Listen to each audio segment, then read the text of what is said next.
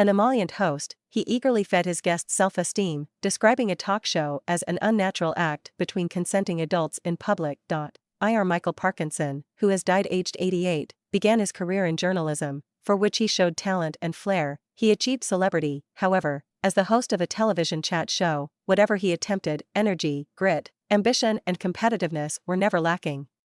There was, however, a marked difference between Parkinson the journalist and Parkinson the television interviewer. As a journalist he was sharp, irreverent and funny, especially when writing about sport. If he inhabited a mental universe in which bluff, tough Yorkshiremen with hearts of gold were forever confronting effete and ineffectual southern public schoolboys.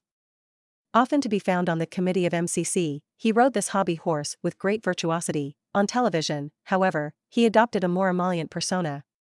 Describing a talk show as an unnatural act between consenting adults in public, he determined that the interviewer had but one task: to bring out the best in his guests, and not treat them like a receptive audience for the display of his own wit and opinions. By that standard Parkinson performed superbly, eagerly feeding the self-esteem of his interviewees, laughing uncontrollably as they purveyed their anecdotes, ready, too, as occasion required, with expressions of grave and sympathetic concern. The spectacle could grate.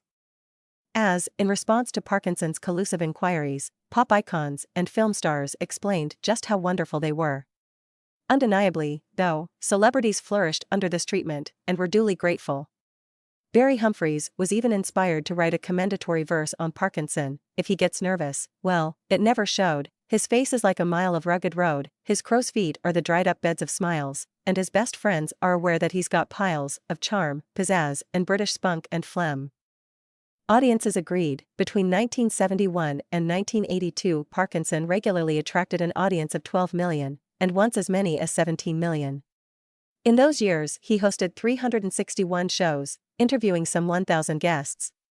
The list reads like a compendium of showbiz and sporting stars, with the occasional intellectual heavyweight such as Dr. Jacob Bronowski thrown in as ballast. Of Parkinson's own heroes, only Katharine Hepburn, Frank Sinatra, and Sir Donald Bradman escaped him. Among the more memorable interviews were those with Dame Edith Evans, Miss Piggy, John Arlott, Peter Ustinov, and Muhammad Ali, who broke through the usual anodyne exchanges to inform Parkinson that he was too small mentally to tackle me on anything I represent.